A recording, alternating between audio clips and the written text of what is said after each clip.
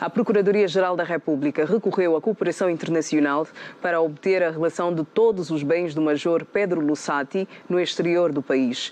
Estes mecanismos visam, acima de tudo, bloquear a utilização do património adquirido pelo oficial das Forças Armadas angolanas no estrangeiro. Hélder Pitagros avançou a comunicação social que o seu organismo acionou a cooperação internacional para facilitar a apreensão de outros bens que o Major Pedro Lussati tenha adquirido de modo supostamente ilícito no estrangeiro. Temos a que ver a questão dos bens que têm que ser apreendidos, porque há bens que estão aqui em Angola, bens que estão no sul do país. Isso poderá levar mais algum tempo, porque e já acionamos mesmo a cooperação internacional, judiciária internacional, para ajudarem-nos na localização, na identificação, localização desses bens e para serem apreendidos. Pedro Lussati contou com a cumplicidade de outros oficiais da Casa de Segurança do Presidente da República nos crimes em que vem acusado. Porém, o Procurador-Geral da República preferiu não entrar em detalhes. Bem, pode ser que sim. Pode ser que sim, não vou dizer agora já quem poderá ser ou não poderá ser, mas acredito que ele não deve ter feito isso sozinho. Deve haver outras pessoas que deverão estar, de facto, envolvidas ou em sintonia com ele para isso ter acontecido. Como se de um furacão se tratasse, a onda de exonerações, desde a descoberta das fortunas do Major da Presidência da República, atingiram também o chefe da Casa de Segurança, o General Pedro Sebastião, e o chefe do Serviço de Inteligência e Segurança Militar, o General Apolinário José Pereira. Ainda não se sabe se haverá alguma consequência jurídica com estes oficiais generais, como, por exemplo, a proibição de saída do país. Por enquanto, estão sujeitos apenas ao cumprimento das normas e regras castrenses, segundo o Procurador-Geral. As pessoas foram exoneradas são militares. E os militares regem-se por regulamentos próprios. E um militar não pode ausentar-se do país de sua livre e espontânea vontade. Não? O militar tem regras que tem que observar e de certeza que dentro dessas regras que ele tem que observar no seu dia-a-dia, portanto, a sua circulação não pode ser feita conforme ele queira. Não? Tem que ter autorização do seu superior hierárquico para sair, chegar à saída, portanto, enquanto a nível judicial não temos nenhuma proibição nesse momento da sua saída, mas como militares estão sujeitos aos regulamentos e leis militares que não permitem que ele saia quando quiser e como quiser. A Procuradoria-Geral da República tem um plano definido para acelerar a investigação e está a trabalhar com vários organismos do Estado. Estamos a fazer por isso. Não podemos já dizer que seremos ou não, mas estamos a trabalhar. O importante é isso. Estamos a trabalhar, temos um plano definido, temos uma estratégia montada e estamos a cumprir. Qual é a estratégia? Bem, a estratégia é uma estratégia de investigação e que não pode ser tão pública, com certeza. Somente aqueles que estão a participar da investigação é que têm que ter conhecimento desta estratégia. Se eu já anunciasse qual é a estratégia, isso faria com que todo o nosso plano fosse para baixo. A PGR tornou público no passado dia 24 de maio que Pedro Lussati é suspeito da prática dos crimes de peculato, retenção de moeda, associação criminosa e outros ainda por descobrir. Dr. Vunda, o que é que se pode esperar desta solicitação de colaboração que a PGR fez às autoridades internacionais? Bem, normalmente esse tipo de crimes que envolve branqueamento de capitais, os presumíveis atores adquirem património ou bens patrimoniais no estrangeiro. E esse expediente da colaboração internacional, que na verdade é um mecanismo que é possível com os países na base dos acordos bilaterais, multilaterais, é um mecanismo que tem como objetivo dar a conhecer às entidades angolanas se esses bens existem. Então, a entidade, a PGR, nesse caso, pede à sua congênere que se faça essa colaboração internacional. E a entidade do país, porque eu não sei qual é o país, eu não consegui... São vários países. Sim, sim. A entidade do país que a PGR pede essa cooperação, tem, na verdade, que colaborar com a PGR angolana, no sentido de identificar esses bens do presumível autor desses crimes. Dr. David Mendes, identificar bens adquiridos pelo Major só é possível se os bens foram adquiridos em nome pessoal. Ou existem outras formas de se rastrear? Porque a prática nos tem mostrado que muitos dos imóveis, sobretudo adquiridos no exterior, por algumas pessoas envolvidas neste processo de corrupção, acabam por estar em nomes de outras pessoas. Primeiro, essa avaliação ou essa cooperação que se pede não é uma decisão de arresto ou de confisco ou de perca do bem. O que o Estado faz é uma medida preventiva para ser informado e possivelmente pedir que o Estado com o qual quer cooperar, que este bem não saia da esfera jurídica da pessoa em causa. Mas a verdade também se diz que nesse tipo de crimes os bens nunca ficam em nome da pessoa visada, porque buscam sempre alguém que usa seu nome, chamados laranjas, os laranjas ou testas de ferro, para que os bens fiquem em nome dessas pessoas e desta forma ele se torna uma pessoa sem nenhum bem. Então que riscos é que corremos, tendo em conta esta realidade que acaba de enumerar? Risco de perder os bens, mas também há um outro caminho que se pode seguir. Se conhecer o bem, saber como é que a pessoa titular chegou na posse daquele bem.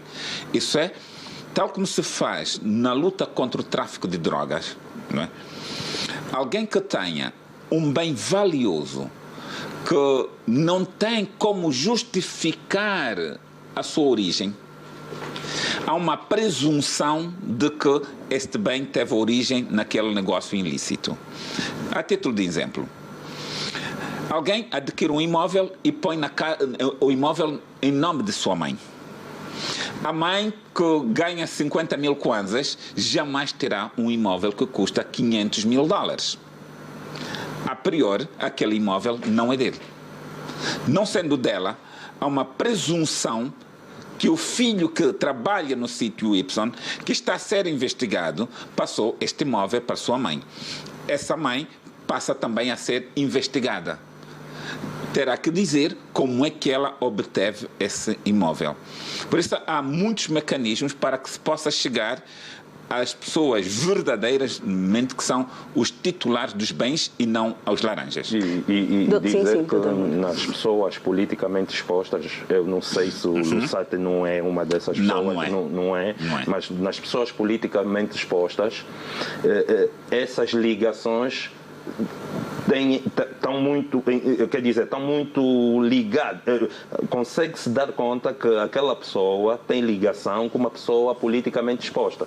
E aí a investigação... Ou seja, o filho, o parceiro, não é? E aí a investigação tem que correr e investigar também essas pessoas que estão próximas a essa pessoa politicamente exposta. Mas se até se sabe isso, a questão agora seria por que é que não se faz? Portanto, hoje estamos a olhar para a questão do Major Pedro Lusati, mas sabemos também na nossa realidade aqui no país, de pessoas que ostentam uma vida que aquilo que são os seus rendimentos mensais, por aquilo que se sabe, seria incapaz de manter isso. É o tal chamado o património incongruente.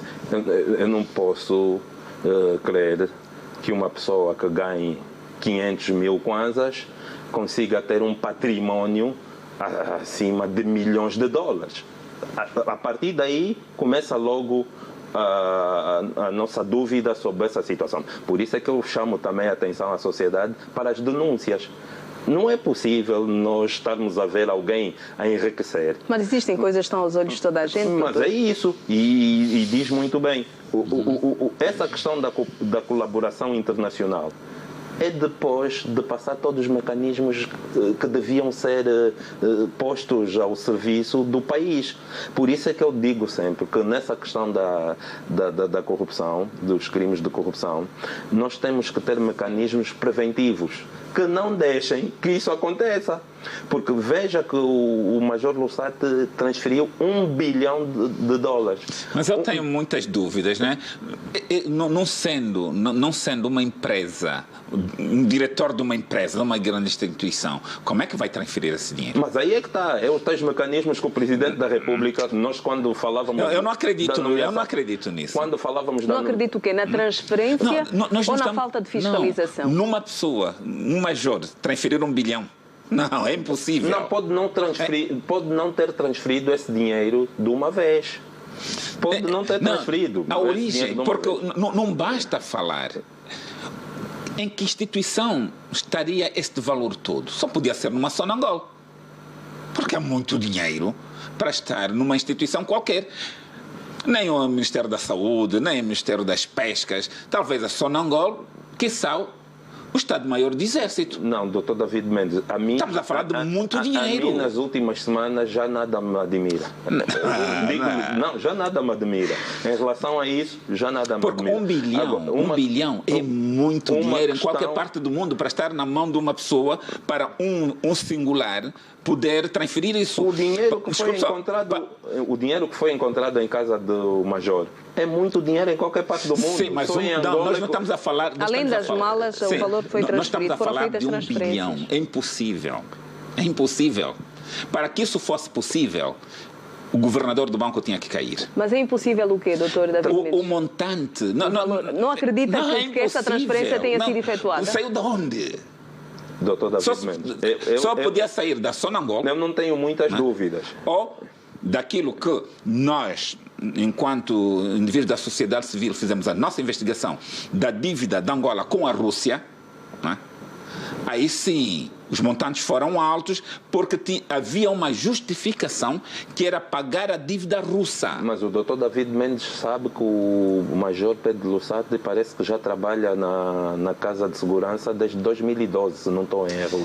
Sim, mas espera, como é que um major... Isso dá legitimidade Não dá legitimidade, mas... Para ter acesso a estas transferências. O Dr. David Mendes está a dizer que só na dívida da Rússia é que ele via esse tipo... É muito dinheiro, doutor. Não estamos a falar de milhões, estamos a falar bilhões. E agora até temos primeiro milhões, 1.000 milhões, depois é que vais... Não é possível. Não é possível. Aqui é um exagero. Vamos aceitar isso, porque para que houvesse uma transferência nesse valor, tinha que implicar o banco e o próprio Presidente da República, no momento. Ou seja, uma pessoa individual não tem autonomia para transferir tanto dinheiro. É impossível. É impossível. Eu falei com muitas pessoas ligadas às questões bancárias sobre essa questão. E todas elas me disseram, é impossível. Mas e os valores que as outras pessoas têm? Nós vimos aqui outros casos com valores astronómicos que também tinham nas contas bancárias de bilhões, 3 mil milhões de dólares, etc. Como é que saiu? Via Sonangol. Mas então também não sabemos como é que esse dinheiro saiu. O Dr. David Mendes não tem como nos provar como é que esse dinheiro saiu daqui. Porque há muita especulação também no meio. Há muita especulação. A casa, eu não acredito que a Casa de Segurança do Presidente tenha um orçamento de bilhões. Espera aí.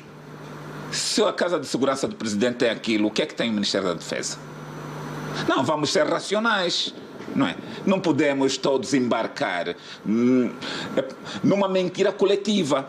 Como se diz, uma mentira dita várias vezes se torna verdade. Não, nós não podemos transformar uma mentira coletiva numa verdade. Para que isso fosse possível, era preciso implicar o Banco Nacional de Angola, era preciso implicar a Sonangol, ou era preciso implicar o próprio chefe de Estado. Mas note bem que nós falamos da nomeação do Ministro de Estado, e o Presidente da República, para além de dar missão ao Ministro de Estado, falou do Banco Nacional de Angola e da UIF. Falou dessas duas instituições e disse mesmo que têm que tomar medidas mais severas aos bancos comerciais. E nós vamos. É porque aí alguma ponta... Doutor, eu, como se diz na gíria, né, eu deixaria esse trabalho de casa. Fale com indivíduos da banca para ver se é possível isso. As pessoas da banca com quem falei disseram, tecnicamente é impossível. Bem, nós vamos continuar a falar sobre a nossa banca, dizendo que o grupo parlamentar da UNITA exigiu esta quinta-feira a demissão do governador do Banco Nacional de Angola e do responsável da Unidade de Informação Financeira da instituição.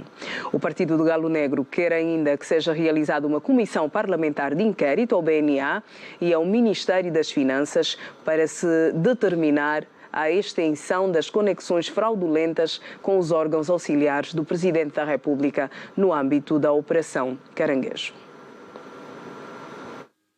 Numa altura em que veio à tona um dos maiores escândalos financeiros, com epicentro na Presidência da República, os pobres clientes do Banco de Poupança e Crédito, BPC, enfrentam um autêntico calvário. Não conseguem movimentar as suas contas, nem nos balcões, nem nos dispositivos eletrônicos, portanto, multicaixa express e TPAs, provocando avultados transtornos às suas vidas. Enquanto isso, perante esta violação tão flagrante ao compliance, que exige aos bancos comerciais, portanto, o regulador, Banco Nacional de Angola, observa um silêncio tumular. Desta feita, reiteramos a necessidade e pertinência da Comissão Parlamentar de Inquérito ao BPC já solicitada. O Grupo Parlamentar da UNITA exige, pelas razões acima levantadas, a demissão do governador do Banco Nacional de Angola, do responsável da Unidade de Informação Financeira do BNA e pretende que seja realizada uma Comissão Parlamentar de Inquérito ao Banco Nacional de Angola, ao Ministério das Finanças, para se determinar as conexões fraudulentas com os órgãos auxiliares do Presidente da República. Bem, Dr. David Mendes, a UNITA exige a demissão do governador do BNA. Faz todo sentido, tendo em conta o que... Faz todo sentido? Não. Faz sentido, tendo em conta o escândalo Caranguejo, a Operação Caranguejo? Vamos para o conceito. A UNITA não pode exigir, solicitar. Porque faz exigência que não tem poderes para impor. Okay. A UNITA pode solicitar para quem tem competência, não é, tomar a decisão de exonerar. Ou não, não é? A decisão de nomear ou exonerar o governador do banco é uma competência do chefe do Executivo. O Parlamento pode, por exposição política, solicitar, né, que uma comissão parlamentar de inquérito recomendar que o chefe de executivo, ante essa realidade, possa demitir, possa exonerar um determinado indivíduo. Faz sentido a comissão parlamentar de inquérito? Faz sentido. Vai ser possível? Não, porque o MPLA não vai deixar passar. Doutor Mvunda, quero ouvi-lo também. Por que diz que o MPLA não vai deixar passar, doutor David? Porque nunca deixou passar nenhum pedido de realização de comissão. Não pode haver uma exceção agora? Não acredita nesses novos tempos, na mudança de paradigma? É impossível. É impossível. É impossível. Doutora Mvunda, quero, antes que fale sobre a solicitação feita pela UNITA para que o governador do Banco Nacional de Angola seja exonerado, tendo em conta os últimos acontecimentos ligados ao escândalo Caranguejo. Obrigado, Leda. Primeiro, o caso está sob investigação e é prematuro tomar decisões, e se o governador se mantém no cargo, é porque as investigações até agora não lhe apontam como estando no epicentro do problema. Porque o doutor David Mendes acabou de dizer que o presidente teve coragem de exonerar o seu ministro de Estado, chefe da Casa de Segurança, não vai ter coragem de exonerar um governador do banco. Primeira questão é essa. A segunda questão. Parece-me que a UNITA, quando se pede para ajudar o presidente nessa luta contra a corrupção, a UNITA esquiva-se. Mas parece-me que a UNITA quer fazer de todas as questões, querer tirar colher facto político. E não se faz política assim. E como é que se faz política? Deixa eu acabar de falar, doutor David Mendes. Até porque parece-me que a UNITA não conhece o próprio regimento da Assembleia Nacional. O caso está sob investigação. e já está em fase de investigação. E o regimento diz o seguinte no artigo 316, no número 3. Caso exista processo criminal em curso, estamos a falar, e fui buscar o regimento da Assembleia Nacional sobre as comissões parlamentares de inquéritos. E diz assim, o número 3. Caso exista processo criminal em curso, cabe à Assembleia Nacional deliberar sobre a eventual suspensão do inquérito parlamentar. Por quê? O que é que quer dizer com isso, doutor Vunda, para que toda a gente entenda? Não faz sentido haver um inquérito neste momento? Um inquérito neste momento, quando o caso já está na justiça, já está... Não, o governador do banco não é objeto de crime nesse processo. Não foi arrolado como parte no processo. Então, a UNITA tem legitimidade. Calma, doutor David Mendes. O caso está sob investigação. O caso... Mas o não caso, é o governador. O governador não está sob investigação. A UNITA quer uma comissão de inquérito sobre este caso. Por isso estamos a dizer, até esse momento, o governador não está no epicentro do caso. Mas a investigação continua. Quem nos garante que ele não esteja se a investigação continuar? É isso que estamos a dizer. Então, a UNITA parece que quer fazer aqui aquele jogo do... Mas está nesse direito de fazer este jogo, doutor mas Vunda. tem que conhecer a lei.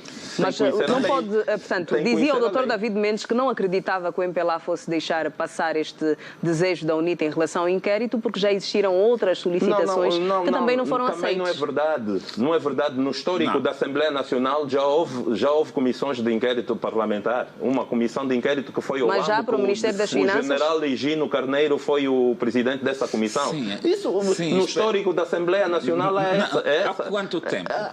Doutor David Mendes, no histórico da Assembleia Nacional há... Vamos falar... E quem deliberou vamos falar deste... para que isso acontecesse foi o MPLA. Sim, vamos falar desta legislatura. Que eu saiba, a UNITA já fez 3 ou 4 pedidos de comissão parlamentar de inquérito. E nenhuma delas foi aceita. Nenhuma. Sim, mas... Por quê? Doutor David Mendes, esta em concreto tem essa questão legal. Ao BNA já se solicitou várias vezes. Esta em concreto ao tem BPC já se solicitou tem várias essa questão vezes. Legal e as finanças? As finanças também. Então, a Sonangol tem sido o epicentro de toda essa situação que se vive em Angola. Sim, mas estamos a falar desta em concreto. Que é que lhe parece? Tem essa questão legal. E as outras, doutor David Mendes, o que é que lhe parece? Falta vontade política. O MPLA não deixa passar. O MPLA tem uma maioria absoluta que lhe permite fazer o que quer. E é isso que, lamentavelmente, tem de acontecer, lamentavelmente para o MPLA, mas para o bem do país, nas próximas eleições tem de acontecer. Não, doutor David Mendes vai compreender que, ao bem da nação, se não fosse essa questão legal, porque nós estamos aqui a falar de outros órgãos de justiça em que a Assembleia Nacional não pode intervir no seu trabalho, nas investigações. Uma comissão de inquérito. Vamos deixar a investigação terminar. E vamos ver qual é o resultado da investigação judicial sobre o assunto e vamos ver o que é que veja só, eu até estou acompanhando com muita atenção uma comissão de inquérito no Brasil. Mas, sabe por quê? Uma questão que para nós seria muito simples. A questão do Covid. Se deveria ou não usar cloroquina.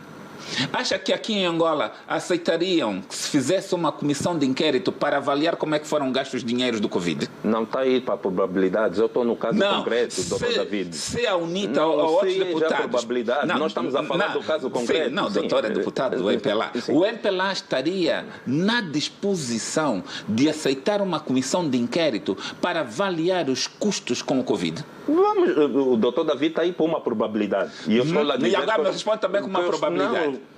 Claro que poderia aceitar. O que eu estou a dizer, nós já aceitamos outras comissões de inquérito, doutor David, é histórico na Assembleia Nacional. Eu estou aí há quase 4 anos na Assembleia Nacional. 4 anos, bem, vamos... Nunca foi aceito isto. Bem, neste sentido, em relação à solicitação da UNITA, vamos fazer a colação, porque durante a sua intervenção falou-se também da questão que marcou esta semana em relação ao BPC e o facto dos clientes não conseguirem aceder às suas contas. O banco teve alguns problemas, as pessoas não acediam às suas contas. Quero ouvi-lo, Dr. Mvunda. A instituição falou publicamente em falência ou colapso no sistema e que é uma situação recorrente no final do mês. Sim, o problema do BPC está diagnosticado. É o problema da infraestrutura tecnológica. No entanto, esse problema é de anos. O BPC e qualquer outra instituição tem que compreender que há 2 elementos fundamentais para que as instituições cumpram cabalmente a sua missão. Primeiro é formação de recursos humanos e o segundo é a questão tecnológica. Qualquer instituição hoje que não se preocupar com esses 2 elementos não terá resultados positivos. E o BPC já vem com esse problema da questão tecnológica de mandatos passados. E hoje eu ouvi uma entrevista que a Leda deu ao diretor de comunicação do BPC e ele garantiu na sua entrevista que até finais desse mês iriam resolver este problema. A garantia foi que, portanto, para esta questão pontual, seria resolvida no dia seguinte. O diretor esteve aqui na quinta-feira, portanto, sexta-feira e no sábado. E a nossa reportagem foi à rua e, por acaso, constatou que as pessoas estão a utilizar já os seus bancos. Mas, doutor David Mendes, o BPC ao BPC tem sido injetado muito dinheiro nos últimos anos. O BPC tem sofrido um processo de reestruturação. Por que estes erros, estes problemas já identificados não são corrigidos? Eu acho que temos que parar e refletir o BPC. Temos que parar para refletir. Tivemos um BPC de Paixão Júnior, não é? Que, com todas as dificuldades que teve, não teve isso, abria balcões, estava lá no interior. Vem um novo BPC que fecha balcões, despede pessoal. Objetivo: privatizar o BPC. É só isso. Há umas semanas o Dr. David Mendes falava aqui. Sentia que havia a intenção de algumas pessoas de desvalorizar o BPC para depois a privatização. Continua a pensar do mesmo jeito? Porque não me passa pela cabeça um banco, não é, com tanta gente, com tanta clientela, feche balcões. Espera aí. É um contrassenso. Então, se eu tenho clientela, fecho balcões para mandar os meus clientes irem para outros balcões. Mas, doutor... Não. O BPC é dos bancos que mais balcões tem no país. E até vimos há dias nas redes sociais um ex-balcão do BPC que fizeram cantina. Mas dinheiro público, brincam com o dinheiro público assim. Doutor David Mendes... Deixa eu ver. Eu não aceito ter conta no BPC, porque são gatunos. Não, mas o doutor David Mendes falou de um conselho de administração que durou 17 anos. Mas pelo menos sabe por que o BPC durou falhou? 17 anos.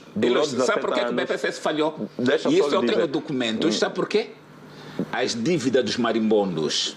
Até um artista muito conhecido na praça que devia ao BPC 100 milhões de dólares. Sim, durou 17 anos. Um conselho de administração que durou 17 anos. O banco foi recapitalizado pelo Estado várias vezes. Devia se preocupar com essa questão tecnológica. Agora, e o BPC não tinha? Não, e agora não, está-me a dizer que o BPC não veja tinha? O que aconteceu no BPC. Falou do Dr. Paixão Júnior. O Dr. Paixão Júnior, quando sai, entra um outro conselho de administração que só ficou 1 ano. Por quê?